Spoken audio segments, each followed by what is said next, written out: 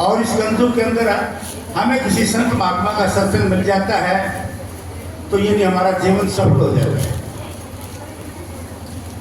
ये कलयुग संतों ने नाम के आधार पर रखा है, बिना नाम किसी आत्मा का उद्धार नहीं हो सकता। हमारी आत्मा परमात्मा के अंश है। लिखा है पूजो चाहे देवी और देवा, पर काल ना छोड़े बिन गुरु की सेवा। गुरु की सेवा के बगैर काल किसी को नहीं छोड़ता। ये सारी त्रिलोकी काल भगवान की है। तो काल नहीं चाहता कि कोई आत्मा संतों के सत्संग में जाए या राम नाम लेके नाम की कमाई करे, अपना जीवन सफल बनाए। वो चाहता है कि मेरे कर्म धर्म में तीर्थ व्रतों में फंसी रहे आत्मा, यहीं पर जन्मे यहीं पर मरे और मैं इनके ऊपर राज करता रहूं। तो ये काल का विधान है। लेकिन संत चाहते हैं कि ये जीव आत्मा संतों के सत्संग में जाए, क्योंकि बहुत मुद्दत बीत गई है इस आत्मा को संसार में आए हुए। सतयुग चला गया, 17,28,000 वर्ष सतयुग बीत गया। उसके बाद त्रेता युग ला गया, 12,96,000 वर्ष त्रेता युग बीत गया। कोई आत्मा परमात्मा के घर नहीं गई, कोई आत्मा संत के हाथ नहीं चढ़ी। फिर द्वापर युग आया, 8,64,000 वर्ष द्वापर युग बीत गया। आत्मा का अवतार नहीं हुआ, कालजाल में फंसी रही। अवतार अवश्य आए, अवतारों को दुष्टों को मारा, राक्षसों को मारा, लेकिन आत्मा का उद्धार नहीं कर सके। तो प्रेमी सज्जनों, अब ये कलयुग लगे हुए है, इसकी उम्र 4,32,000 वर्ष बताते हैं। और ये संतों ने सत्संग और नाम के ऊपर रखे है कि जो कोई प्रेमी आत्मा संतों के सत्संग में जाएगी, किसी संत महात्मा से उपदेश लेके नाम की कमाई करेगी, अपने घट में परमात्मा को जानेगी, राम नाम को जानेगी, तो उस आत्मा का उद्धार हो जाएगा। परमात्मा सभी के अंदर है, बाहर नहीं है। जिसको परमात्मा मिले है अंदर मिले है, जिसको मिलेगा अंदर मिलेगा। बाहर परमात्मा नहीं है, बाहर तो काल ने भ्रम बना रखा है। तो हमारे शरीर में आत्मा तक भ्रम ही भ्रम फैला हुआ है। 9 दरवाजे 9 दर फीके, रस अमृत 10 में अंदर जूझे। अमृत रूपी रस जिसको आत्मा ने पी करके अमर होना है, वो रस 10 में द्वार में बह रहे हैं।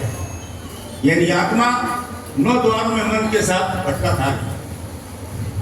यहाँ उसको रस नहीं मिलता, दुनिया के झटके मिलेंगे, भटके मिलेंगे। तो इसलिए प्रेमी संतों का मिशन यही है। संतों का सत्संग कोई गाना बजाना नहीं है। संतों का सत्संग संगत को इकट्ठा करके जीव के भले की बात बताना है। जीव के भले की बात क्या है कि मौके का कोई संत फकीर मिले, बख्शा हुआ फकीर मिले, उससे राम नाम पूछ करके राम नाम की हम कमाई करें।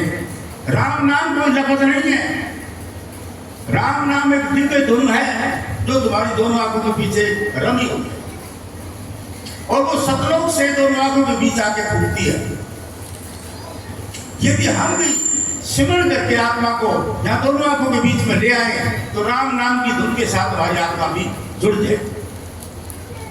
और ये राम नाम आत्मा को पकड़ के खींच के सतलोक ले। इस प्रकार जीव का उद्धार हो सकता है। देवी देवता पूजने से, तीर्थ व्रत करने से, मड़ी मसाणी पूजने से या गंगा स्नान करने से किसी का उद्धार नहीं होगा, नहीं होगा। इसलिए परमात्मा अंदर है। किसी पूज्य हुए महात्मा से उसकी सोबत करें, उससे राम नाम पूछ करके नाम की कमाई करें, तो हमारा जन्म भी सफल हो सकता है।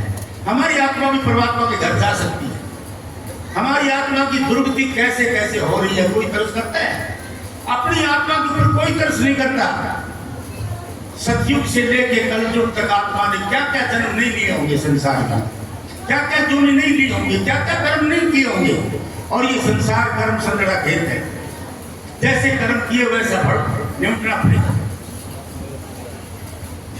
तो इसलिए संत चाहते हैं कि आप संतों का सत्संग करें, उनसे राम नाम पूछ करके घर जाके नाम की कमाई करें। 1 घंटा 2 घंटा 3 घंटे खूब नाम की कमाई करना सीखो। अपने शरीर को राम नाम में समा दो। जिस दिन तुम्हारी आत्मा राम नाम में समा जाएगी, उस दिन उद्धार हो जाएगा। राम नाम एक पवित्र धुन है जो तुम्हारे घर में हो रही है।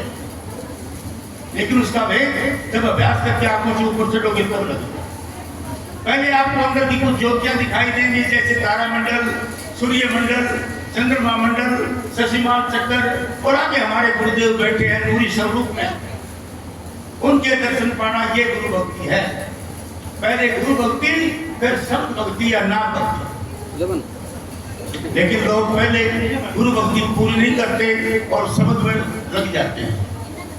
ये कायदा नहीं। पहले गुरु भक्ति पूर्ण हो, फिर हमारी आत्मा शब्द के साथ जुड़े, शब्द के साथ जुड़ के परमात्मा के घर। और ये काम एक दिन का नहीं है, 2 दिन का नहीं है। प्यार से, प्रेम से, प्रीत से, प्रतीत से सतगुरु का सत्संग करता रहे और रोजाना अपने ख्याल को सिमरन भजन में लगाए। इसमें उतावला होने की जरूरत नहीं होती। ये काम सहज का है, सहज पटे सो मीठा होए। तो इस प्रकार रोजाना हम घर जाके सिमरन करेंगे, अभ्यास करेंगे। एक दिन रूह शरीर को खाली करके आपको उठा देगा। आगे वो शब्द खड़े हैं, शब्द के साथ आत्मा जुड़ जाएगी और शब्द आत्मा को लेके धीरे धीरे ऊपरी मंदिरों में। अंदर के कई मुकाम है, जैसे कि सहस्त्र कमल पहला मुकाम है, सूक्ष्म देश का केंद्र है। इसके ऊपर ब्रह्म देश का मंडल है। इसके ऊपर 10वां द्वार है, पारब्रह्म जिसको कहते हैं। उसके आगे महाशून्य है, उसके आगे भव गुफा है, उसके आगे संतों का देश सतलोक। और सतलोक से 60 शब्द की धुन 10वें द्वार पर उतरती है। और जब तक तुम 60 शब्द की धुन को नहीं पकड़ोगे तो उद्धार नहीं। इसलिए नीचे के मंडलों में काल और माया के शब्द भी हैं। उनमें वो ताकत नहीं है जो आत्मा को खींच सके। 60 शब्द आत्मा को खींचता है, जो कि पारब्रह्म के अंदर है, 10वें द्वार के अंदर। वहां आपको कूदना ही पड़ेगा अभ्यास के द्वारा। हमारी आत्मा के ऊपर 3 आवरण चढ़े हुए हैं, स्थूल, सूक्ष्म और कारण। जब तक आप 3 पर्दा नहीं उतारोगे, आत्मा की ज्योति दिखाई नहीं देगी कि वो कौन है, वो कैसी है, क्या उसका प्रकाश है। स्थूल पर्दा आत्मा तक है। 9 द्वारों में स्थूल कहते हैं, पिंड कहते हैं।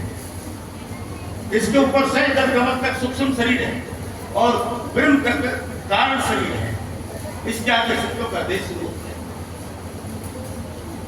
तो इसलिए हमको चाहिए किसी ऐसी महात्मा की सोबत करें जो हमें राम नाम जपने का तरीका भी बताए और अंदर की बात बताए।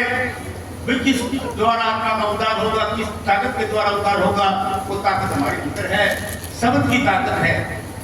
और शब्द ने सारे संसार की रचना करी है। शब्द धरती, शब्द आकाश, शब्द भयो प्रकाश, सगली सृष्टि शब्द के पासे। नानक सो शब्द घटो घट से, कि वो शब्द जिसने दुनिया बनाई वो तुम्हारे अंदर। इसलिए बाहर कोई भी जीव भ्रमित ना होवे, अपने अंदर आत्मा को ले जावे, मन को ले जाए। मन और आत्मा दोनों ही अपने देश से निकले हुए। मन अपने ब्रह्म से निकले हुए है, आत्मा अपने सतलोक से निकले। और जब तक हम गुरु की भक्ति नहीं करेंगे, ये दोनों बार जाएंगे। गुरु की भक्ति के द्वारा मन अपने ब्रह्म में चला जाएगा, आत्मा सतलोक में चली जाएगी। दोनों का जीवन सफल हो जाएगा, फिर कभी जन्म मरण में नहीं आएगा। तो संतों का मार्ग सीधा साधा मार्ग है। हमें अपने मन को पकड़ना है, मन को कंट्रोल में करना है। मन जो माया की तरफ बह रहा है, इसको रोकना है। क्योंकि मन जो है माया का पुत्र है, ब्रह्म के अंश है। इसलिए हमको चाहिए मन को रोके। जब मन सिमरन भजन में लग जाएगा तो आत्मा भी लग जाएगी। जब मन ऊपर उठेगा तो आत्मा भी ऊपर उठेगी। और जब मन ब्रह्म में जाएगा तो मन को याद आता है कि वो मैं तो ब्रह्म का रहने वाला था, ये ब्रह्म के अंदर चला गया। तब ये आत्मा की गांठ खुलती है, जिसको कहते हैं जड़ और चेतन। मन जड़ है, आत्मा चेतन है, दोनों की गांठ लगी हुई है। भक्ति करके गुरु की ब्रह्म में मन पूछेगा तो गांठ खुलेगी। अब आत्मा पारब्रह्म में वहां अपनी स्वरूप को देखेगी। वो हो मैं शरीर थोड़ा ही हूं, मैं तो एक आत्म स्वरूप। ना मैं जलती, ना मैं कटती, ना मैं गलती, ना मैं मरती, ना मैं जन्मती, मैं तो सदामर हूं। ये इसको याद आता है। तब ये सच्चे मायनों में भक्ति कि मेरा परमात्मा कौन है, तब उसकी तलाश होती है और उस परमात्मा की भक्ति करके सीधी अपने वतन को चले जाते। तो इस प्रकार प्रेमी संतों का सत्संग बहुत ही आसान है, लेकिन मन पर कंट्रोल करना पड़ता है। शराब नहीं पीना, मांस मिट्टी अंडे मछली नहीं खाना, गैर आचरण नहीं करना और संतों का सत्संग करता रहना है। अपना कमाया हुआ भोजन ही खाना है, नहीं तो जैसा खाओ ज्ञान वैसा होगा। अपना ही खाओ, किसी पराया ना खाओ। पराया खाओगे तो 3 घंटे का भजन आपको कहना पड़ेगा, इसलिए अपना भजन आप अपने पास रखो और नाम की कमाई करके इस संसार सागर से पार उतर जाओ। नहीं तो प्रेमी सज्जनों, ये जब तक शरीर है, शरीर में हम भक्ति कर सकते हैं और काल जब शरीर को जिस दिन छीन लेगा तो क्या हो भक्ति, फिर भक्ति नहीं होगी। फिर आगे का जन्म का क्या पता, कहाँ होगा, किस जगह होगा, किस जाति या किस धर्म में होगा, वो पता नहीं। कोई संसद को मिलेगा ना। इसलिए संतों का मार्ग प्रेम का मार्ग है। हर एक के अंदर आत्मा है। अगर आत्मा है तो परमात्मा भी है। आत्मा परमात्मा की ज्योति तो है, अरे थोड़ी वस्तु है। इसलिए हमें किसी को नफरती से नहीं देखना, सभी को प्यार की प्रेम की दृष्टि से देखना है कि सभी मेरे हैं, मैं सभी का। परमात्मा मेरे अंदर भी है, परमात्मा उसके अंदर भी है, कोई दूसरा भाई नहीं, हम सब एक। इस प्रकार समझ करके संतों की भक्ति शुरू करो, उद्धार हो जाए। बस संतों के मार्ग से दूर मत हटो, सतगुरु आप धन धन सतगुरु।